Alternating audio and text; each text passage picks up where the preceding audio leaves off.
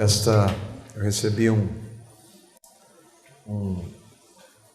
e-mail ou um WhatsApp do Daniel, que saiu nesse domingo, uma reportagem de algo que nós tratamos há algum tempo atrás, uma declaração do Papa dizendo que a ideia, o relato de Gênesis não é literal dos 6 dias, né? Ninguém é salvo por crer no criacionismo, mas por nascer de novo em Cristo. A questão é, qual a única base de informação que há para se crer em Cristo? A Bíblia. A mesma Bíblia que diz que Deus criou o universo em 6 dias, há aproximadamente 6.000 anos. Que este Deus tomou a forma de um homem, que nasceu de uma virgem, que fez cegos verem, paralíticos andarem e mortos ressuscitarem. Que depois de ressuscitar dos mortos, voltou voando para o céu. E que dizimou com um dilúvio, há mais ou menos 4.400 anos, a população da Terra. Cientistas intelectuais e evolucionistas negam tudo isso. Em quem acreditaremos? Cientistas não provam que a Terra tenha 4,5 bilhões de anos. Não provam a evolução. Do ponto de vista humano, racional e científico, na realidade, o que cientistas evolucionistas têm é um pressuposto diferente e, a partir dele, desenvolveram uma teoria. O seu pressuposto é a não existência de Deus e a negação de Cristo. Daí vem a sua teoria, a evolução. Já a base dos cristãos é a existência do Deus da Bíblia. E a nossa teoria é a criação descrita na Bíblia de maneira clara. Existem 2 tipos de fé nesse ponto: fé no homem e fé na palavra de Deus, no Deus da Bíblia. Não é nada de anormal nós vermos anticristãos negando ou questionando fatos como esse: cura de paralíticos, cegos, ressurreição de mortos. Não é anormal nós vermos anticristãos questionando o relato bíblico de Gênesis capítulo 1 até Gênesis capítulo 11. Afinal, o homem natural não compreende as coisas que são do Espírito, porque parecem para ele loucura. E elas só podem ser compreendidas espiritualmente. Como ele não tem o Espírito, é natural que o homem natural não entenda a revelação de Deus. O problema é crentes defendendo isso, negando a Escritura. E o dilúvio é mais uma destas dúvidas desses crentes. Ele foi apenas local. Eu tive companheiros de faculdade de teologia que defendiam, não, o dilúvio foi local, foi só naquela região lá. Mais uma vez, a questão é que como nós nos aproximamos da Escritura? Ou a Bíblia é a autoridade máxima, ou isso que nós estamos tendo aqui, e que muitos outros irmãos em vários lugares do mundo, que abrem um livro para estudar, para ver o Deus se revelar por meio desse livro, não vale nada. Se o homem pode definir o que é e o que não é, para que serve isso? Qual a razão de nós termos uma base, e essa base ser a Bíblia? Se nós podemos questionar, duvidar. a autoridade da Escritura. Muitos desses argumentarão, mas a Bíblia não é um livro de ciências. É claro que ela não é um livro de ciências. Mas e quando ela relata algo claro como o que nós vamos ver agora? Como nós vamos compreender esse relato do dilúvio, se não literalmente? E quanto às associações feitas no Novo Testamento por Jesus, Pedro, Paulo, considerando o dilúvio como sendo universal e literal, o que nós vamos fazer com isso? E se não for literal, significa o quê? E outra, quem vai dizer o que significa? Teólogos protestantes de alto nível dizendo que não, Deus usou a evolução. Quem vai dizer?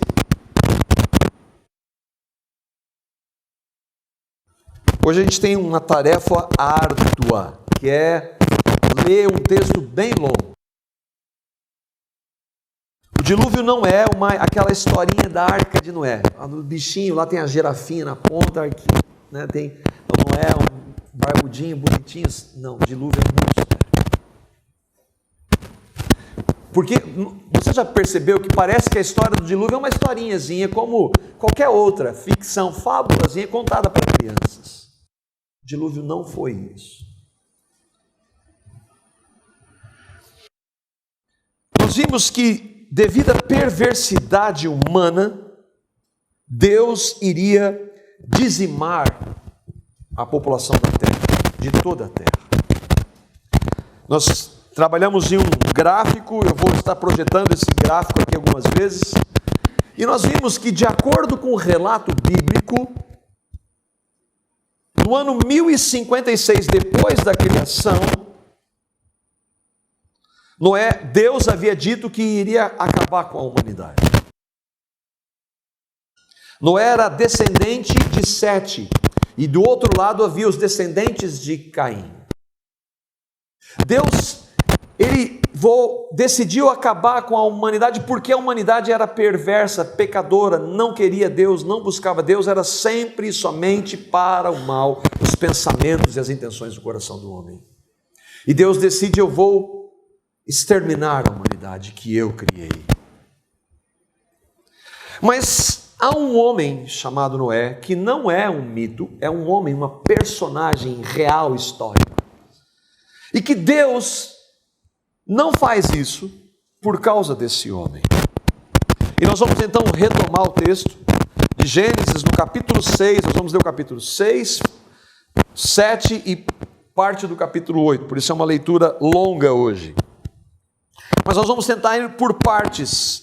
Deus então vai falar com um homem chamado Noé. Quem era esse homem?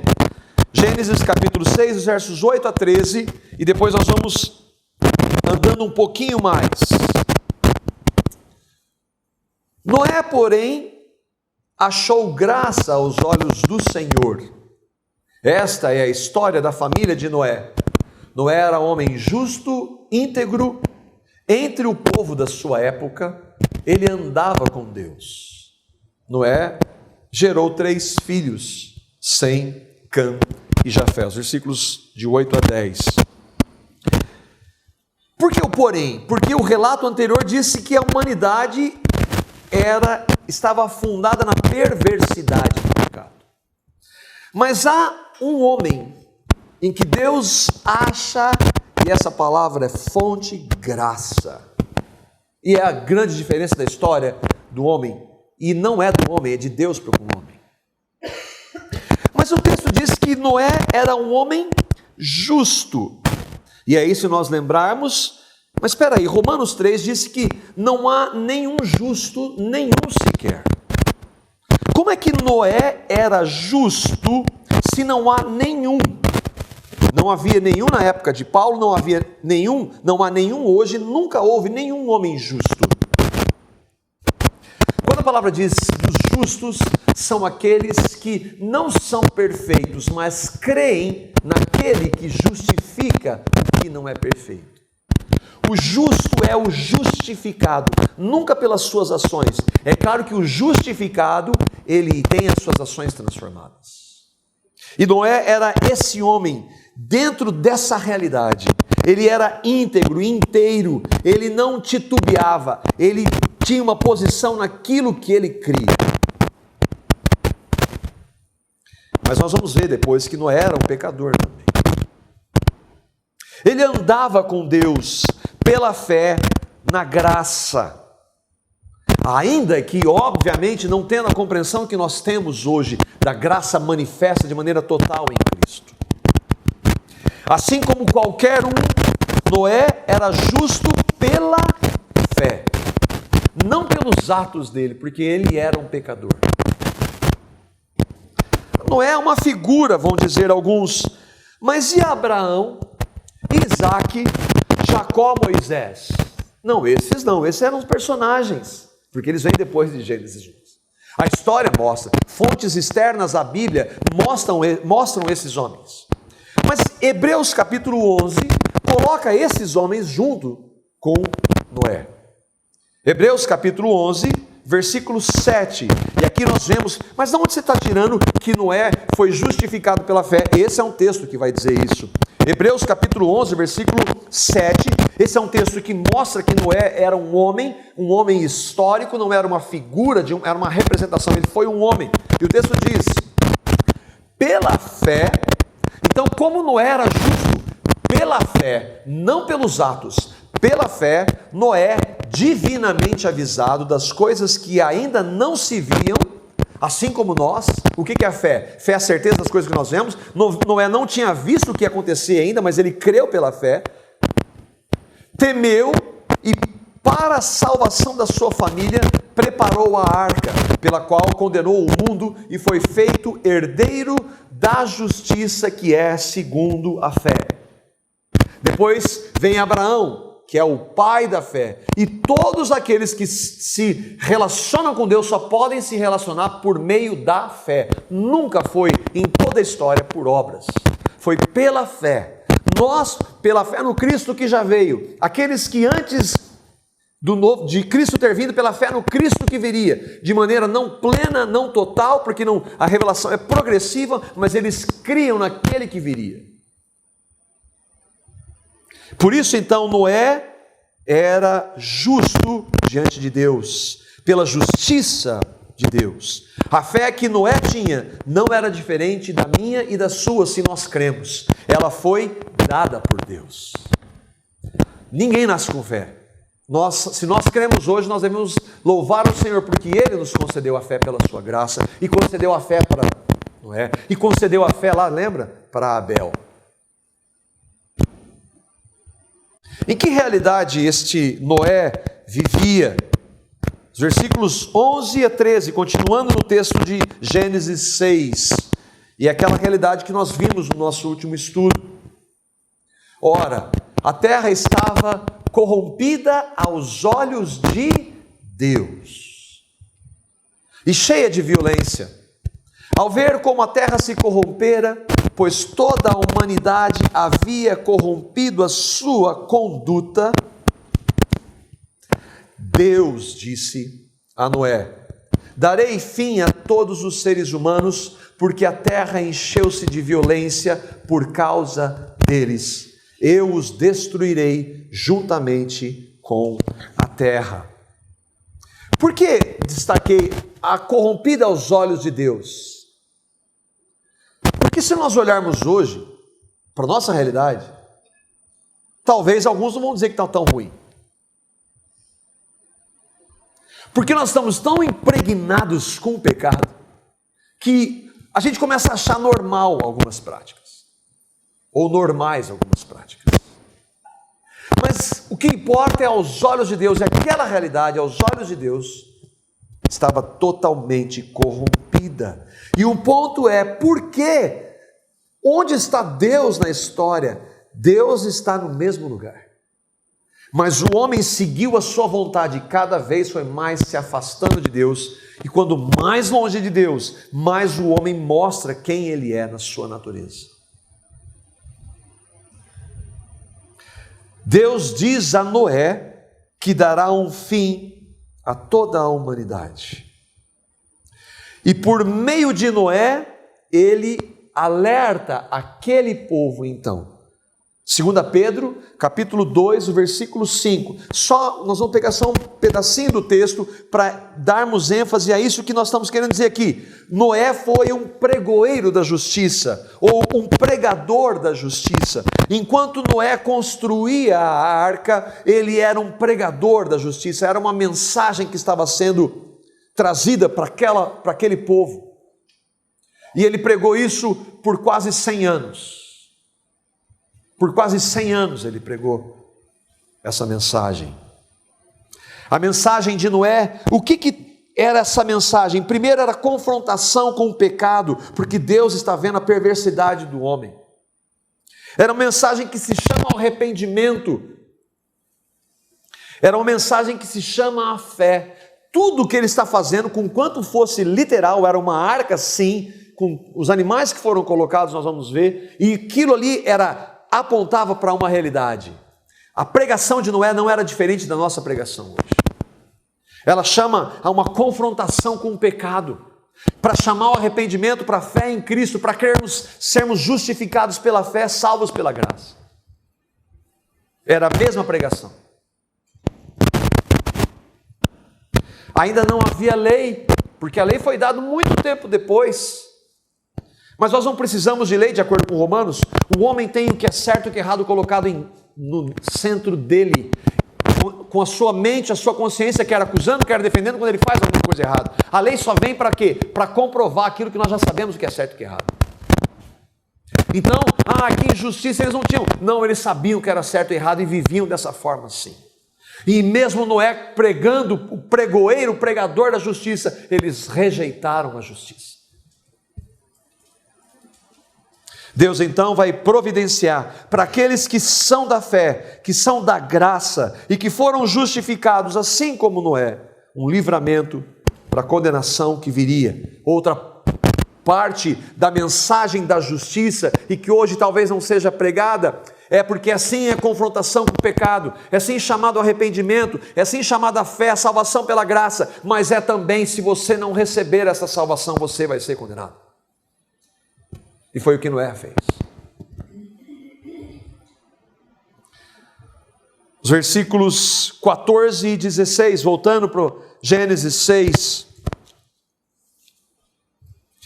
Lembra que é Deus que está falando. Deus continua falando agora para Noé.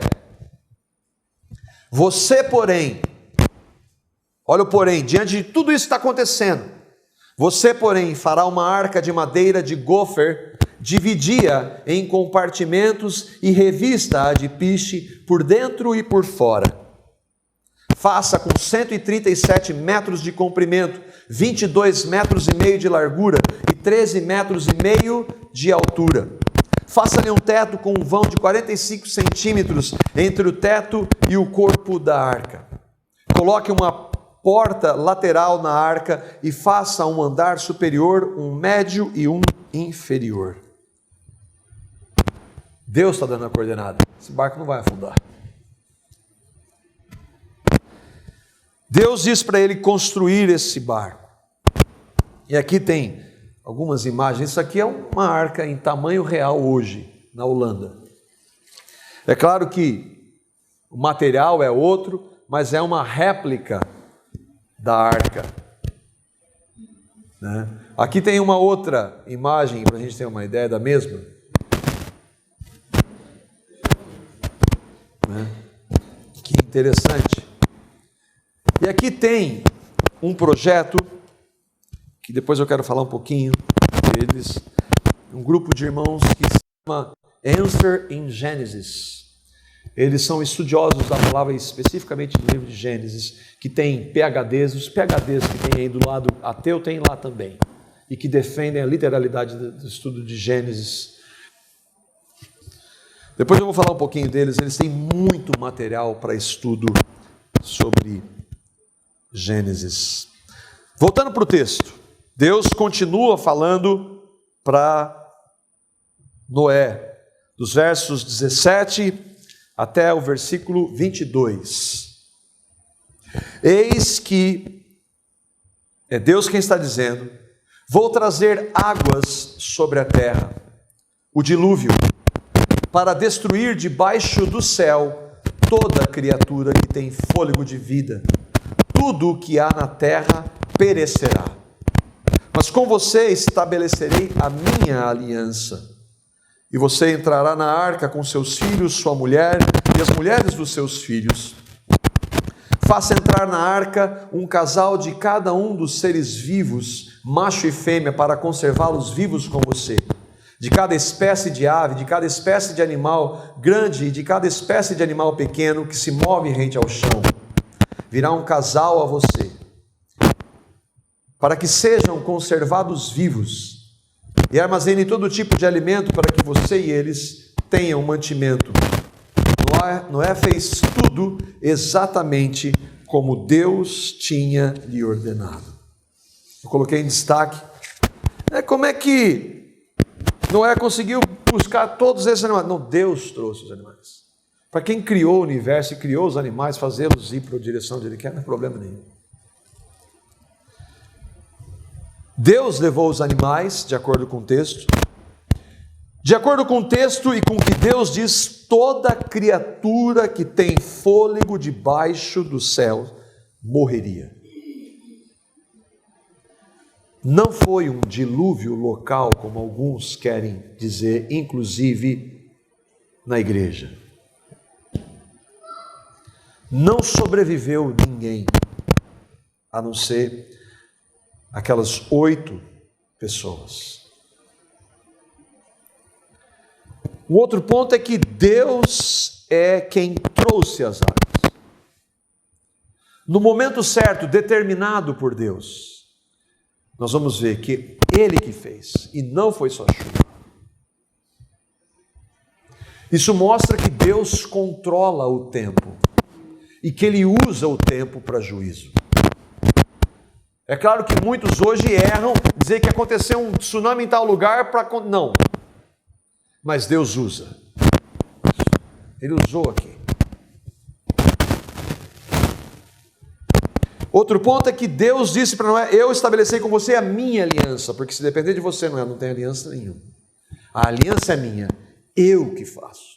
A iniciativa é minha. Sempre foi a iniciativa de Deus, nunca foi do homem. O homem nunca buscou a Deus. Capítulo 7, versículos de 1 a 5. Então o Senhor disse a Noé: entre na arca, você e toda a sua família, porque você é o único justo que encontrei nessa geração. Leve com você 7 casais de cada espécie de animal puro, macho e fêmea, e um casal de cada espécie de animal impuro, macho e fêmea. Nós vamos ver essa questão do puro, que não é puro, impuro, no final do texto. E leve também 7 casais de aves de cada espécie, macho e fêmea, a fim de preservá-las em toda a terra. Daqui a 7 dias farei chover sobre a terra 40 dias e 40 noites, e farei desaparecer da face da terra todos os seres vivos que fiz. E Noé fez tudo como o Senhor tinha ordenado. O que está em destaque é para mostrar que foi um dilúvio universal. E as implicações de um dilúvio universal para a questão da datação da terra e de comprovação que a criação é recente e não de bilhões de anos. As implicações que o dilúvio tem são muito grandes na mudança do nosso planeta no dilúvio. É claro que nós não temos essa proposta nem conhecimento, por isso que eu vou indicar algumas coisas para vocês. Mas o texto é literal, não tem como fugir disso. Ou nós cremos que Deus fez exatamente o que está descrito aqui, ou nós vamos questionar essa e outras passagens. O dilúvio então vai acontecer, e nós vamos seguir nos versículos de 6 a 24. É uma leitura longa, e o texto vai explicando. Noé tinha 600 anos de idade quando as águas do dilúvio vieram sobre a terra.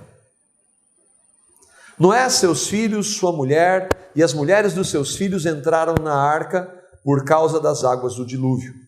Casais de animais grandes, puros e impuros, de aves e de todos os animais pequenos que se movem rente ao chão, vieram a Noé e entraram na arca como Deus tinha ordenado a Noé. E depois dos 7 dias as águas do dilúvio vieram sobre a terra. E no dia em que Noé completou 600 anos, 1 mês e 17 dias, se não é história, para que esse detalhe? Nesse mesmo dia, todas as fontes das grandes profundezas jorraram e as comportas do céu se abriram. E a chuva caiu sobre a terra 40 dias e 40 noites. Comportas das profundezas, não veio só chuva, veio água de baixo. E que nós vemos lá em Gênesis, na descrição, quando Deus cria a terra. Naquele mesmo dia, Noé e seus filhos, Sem, Cã e Jafé, com sua mulher e com as mulheres dos seus 3 filhos, entraram na arca. Com eles entraram todos, e a gente vai ver os todos agora, animais de acordo com as suas espécies, todos os animais selvagens, todos os rebanhos domésticos, todos os demais seres vivos que se movem rente ao chão, e todas as criaturas que têm asas, todas as aves, e todos os outros animais que voam. Casais de todas as criaturas que tinham fôlego de vida vieram a Noé e entraram na arca. Os animais que entraram foram um macho e uma fêmea de cada ser vivo, conforme Deus ordenara a Noé. Então o Senhor fechou a porta. Deus fechou a porta. 40 dias durou o dilúvio sobre a terra. E as águas aumentaram e elevaram a arca acima da terra. As águas prevaleceram, aumentando muito sobre a terra, e a arca flutuava na superfície das águas. As águas dominavam ainda mais a terra e foram cobertas todas as altas montanhas debaixo do céu. Todas as altas montanhas. As águas subiram até quase 7 metros acima das montanhas. Todos os seres vivos que se movem sobre a terra pereceram.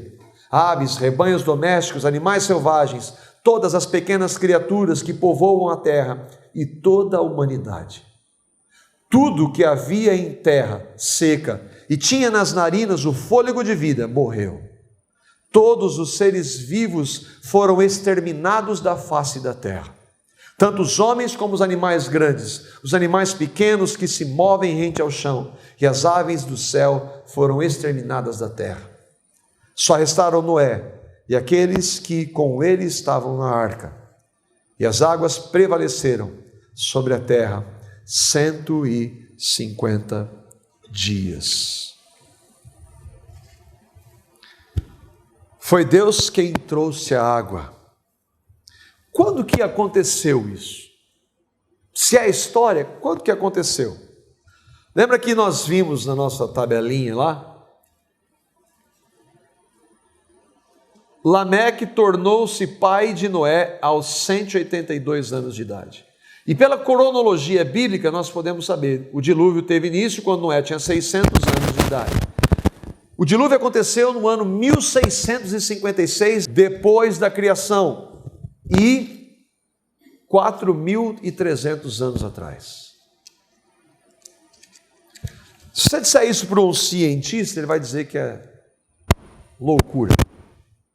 Mas esse é o relato da Escritura. Nós questionamos por causa de pressupostos anticristãos, não por causa da Bíblia.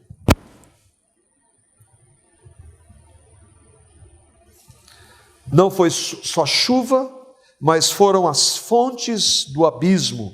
E aqui existe uma teoria, nós mostramos isso há algum tempo, de que todos os continentes que existem hoje eram um só continente. Existe uma teoria entre os cientistas, e que essa separação tenha ocorrido há milhões de anos. existem aqueles cientistas cristãos que dizem que isso pode ter ocorrido no dilúvio. Todas as criaturas terrestres foram exterminadas da face da terra, as terrestres. Todas as altas montanhas debaixo do céu foram cobertas. Ou o texto é história e é literal, ou cada um entende como quiser esse texto, e aí pode pegar outros textos para interpretar como bem quiser. Nós cremos que Deus disse, se Deus disse, é literal o relato. Algo interessante, uma reportagem na Folha de São Paulo há um tempo atrás, há alguns anos, não muito. Mais de 20 mil fósseis de répteis, mariscos e outras criaturas marinhas pré-históricas foram localizadas em uma montanha na China. Dados como estes existem inúmeros, mas que eventualmente chegam. Só que, de acordo com eles, os fósseis eram de milhões de anos. Mas de acordo com os cientistas cristãos e que não partem desse mesmo princípio de datação, esses fósseis não eram tão velhos assim. Eles eram de milhares de anos. Fósseis marinhos no topo de montanhas.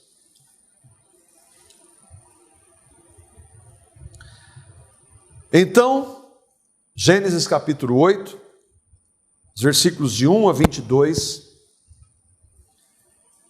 o dilúvio tem o seu fim de acordo com o que Deus havia dito. Então Deus lembrou-se de Noé e de todos os animais selvagens e rebanhos domésticos que estavam com ele na arca. E enviou então um vento sobre a terra e as águas começaram a baixar. As fontes das profundezas e as comportas do céu se fecharam e a chuva parou. As águas foram baixando pouco a pouco sobre a terra. Ao fim de 150 dias, as águas tinham diminuído. E no 17º dia do 7º mês, a arca pousou nas montanhas de Ararat. Nós vamos ver onde fica isso hoje. As águas continuaram a baixar até o 10º mês. E no primeiro dia do 10º mês, apareceram os topos das montanhas. Passados 40 dias, Noé abriu... Noé não, né? Não, aí é mito mesmo. Mas o Noé não é. Noé abriu a janela que fizera na arca, esperando que a terra já tivesse aparecido. Noé soltou um corvo, mas este ficou dando voltas. Depois soltou uma pomba para ver se as águas tinham diminuído na superfície da terra. Mas a pomba não encontrou lugar onde pousar os pés, porque as águas ainda cobriam toda a superfície da terra, e por isso voltou para a arca, a Noé. Ele estendeu a mão para fora, apanhou a pomba e trouxe de volta para dentro da arca. Noé esperou mais 7 dias e soltou novamente a pomba. Ao entardecer, quando a pomba voltou, trouxe em seu bico uma folha nova de oliveira. Noé então ficou sabendo que as águas tinham diminuído sobre a terra. Esperou ainda outros 7 dias e de novo soltou a pomba, mas dessa vez ela não voltou. No primeiro dia do primeiro mês do ano 601 da vida de Noé, secaram-se as águas na terra. Noé então removeu o teto da arca e viu que a superfície da terra estava seca. No 27º dia do segundo mês, a terra estava completamente seca. Então Deus disse a Noé: saia da arca, você e a sua mulher, seus filhos e as mulheres deles. Faça que saiam também todos os animais que estão com vocês, as aves, os animais grandes e os animais pequenos que se movem rente ao chão. Faça-os sair para que se espalhem pela terra, sejam férteis e se multipliquem.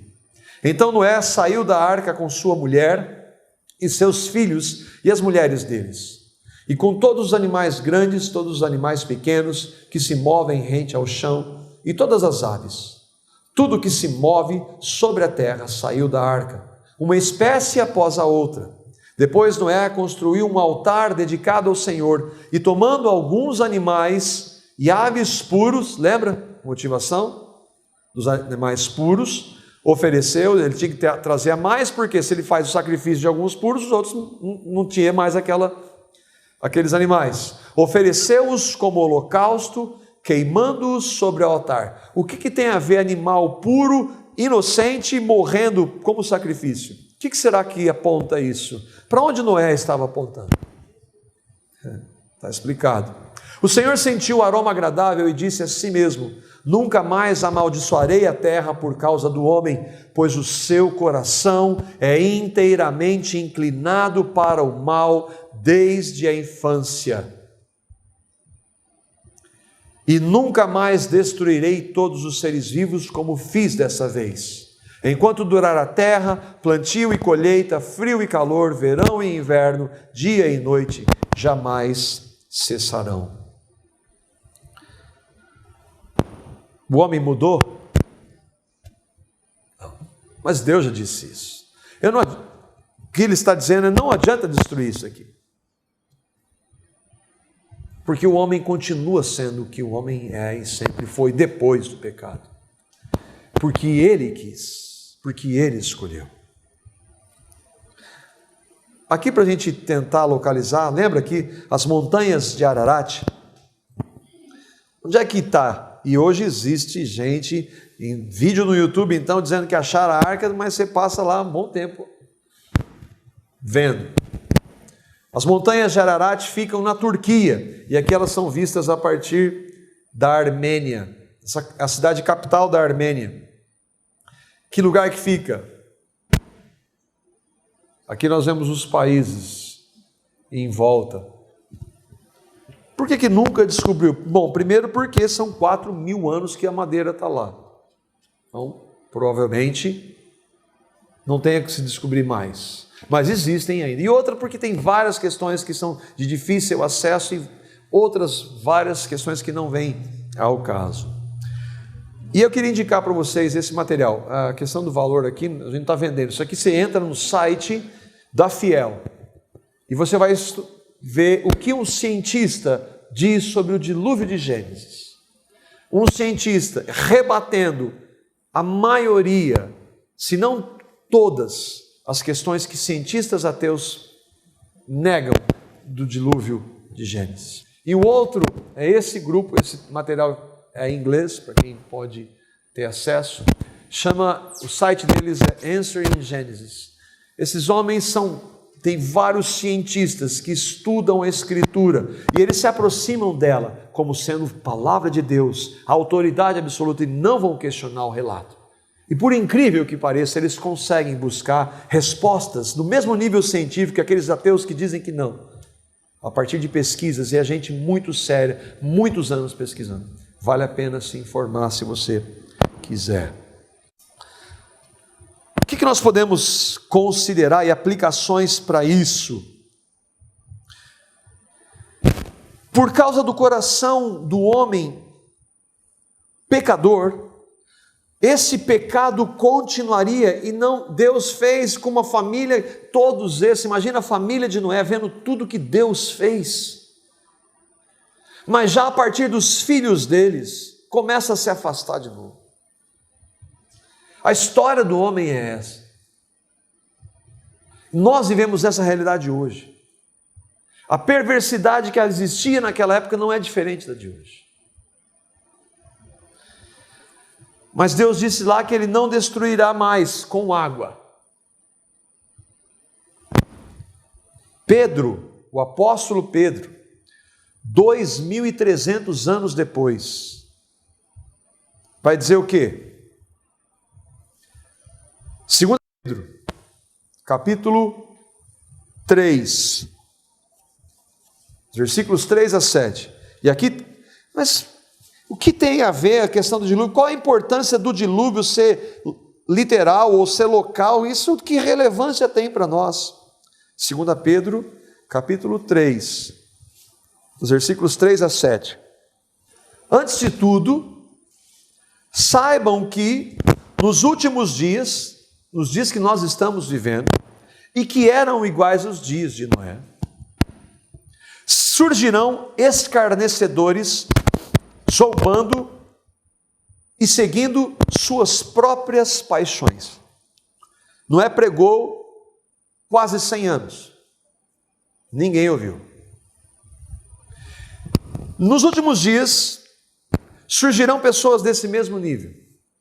Eles dirão: o que acontece ou o que houve com a promessa da sua vinda? Da vinda de quem? Da vinda de Cristo. Vocês estão dizendo há 2000 anos, ou não é? Você está falando aí há quase 100 anos que vai cair água e até agora nada. Você perdeu 100 anos construindo esse negócio para quê? Vocês aí que falam de Jesus, faz 2000 anos, estão falando que Jesus vai voltar. Onde é que está a vinda dele? Eu já ouvi isso. Desde que os antepassados morreram, tudo continua como desde o princípio da criação. Esse negócio de Jesus voltar não vai acontecer. Mas olha o que Pedro usa para comparar com a volta de Cristo. Mas esses que escarnecem, deliberadamente se esquecem de que há muito tempo, pela palavra de Deus, existiam céus e terra, e esta formada da água e pela água. E pela água, o mundo daquele tempo foi submerso e destruído. E aí o ponto para nós hoje: pela mesma palavra, quem trouxe as águas do dilúvio? Deus trouxe. Pela mesma palavra, os céus e a terra que agora existem e que Deus disse que não mais destruiria com água, estão reservados para o fogo, guardados para o dia do juízo e para a destruição dos ímpios. Assim como foi no dilúvio. O alerta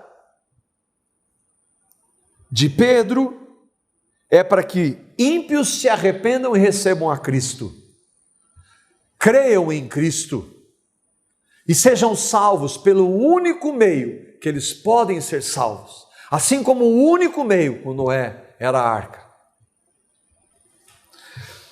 E é para nós, Pedro está falando para nós que cremos, que nós vivamos nessa expectativa. Isso significa vidas santas, vidas separadas, vidas que honrem ao nosso Senhor.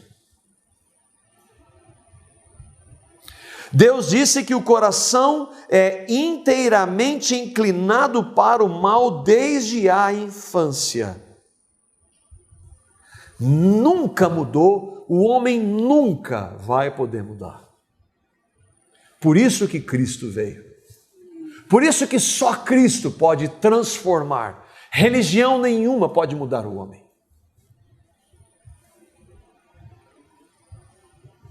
É claro que o evento do dilúvio foi literal, de acordo com a Bíblia, e mundial, de acordo com a Bíblia. Mas ele é também uma sombra claríssima de Cristo, a nova aliança. Deus diz: eu fazendo uma aliança com você, e em Cristo é feita uma nova aliança. E assim como Noé, a aliança é nos termos de Deus, não no meu e no seu, não no que eu acho, não da minha religião. Mas e as outras religiões lá? A aliança que Deus estabelece é nos termos dele. E é só em Cristo, mais nada serve. Ele escolhe com quem terá. Ele trouxe Abraão, aliás, Noé, não porque ele fosse bom, porque não há nenhum justo, ninguém que busque. Ela é ofertada a todos, por isso que do ponto de vista humano, nós temos que ofertar o evangelho para todos. Mas assim como Noé, tristemente, muitos vão rejeitar. Aqueles que se arrependem e creem são libertos. Aqueles que ouvirem a mensagem entraram na arca. Aqueles que ouvem a mensagem, você precisa se arrepender dos seus pecados e receber a Cristo pela graça. Ele fez isso por amor e de graça. A única alternativa que você tem, não importa o que a sua religião diga, você só tem uma alternativa e ela se chama Jesus Cristo, Deus encarnado. Se você receber, você está salvo dessa destruição que vai vir. A mensagem não mudou, irmãos. Não vamos colocar medo, ninguém coloca medo, mas a palavra de Deus está alertando. Noé alertou, e o papel daqueles que pregam é alertar. Tristemente, assim como na época de Noé, a maioria, a gigantesca maioria, rejeitou.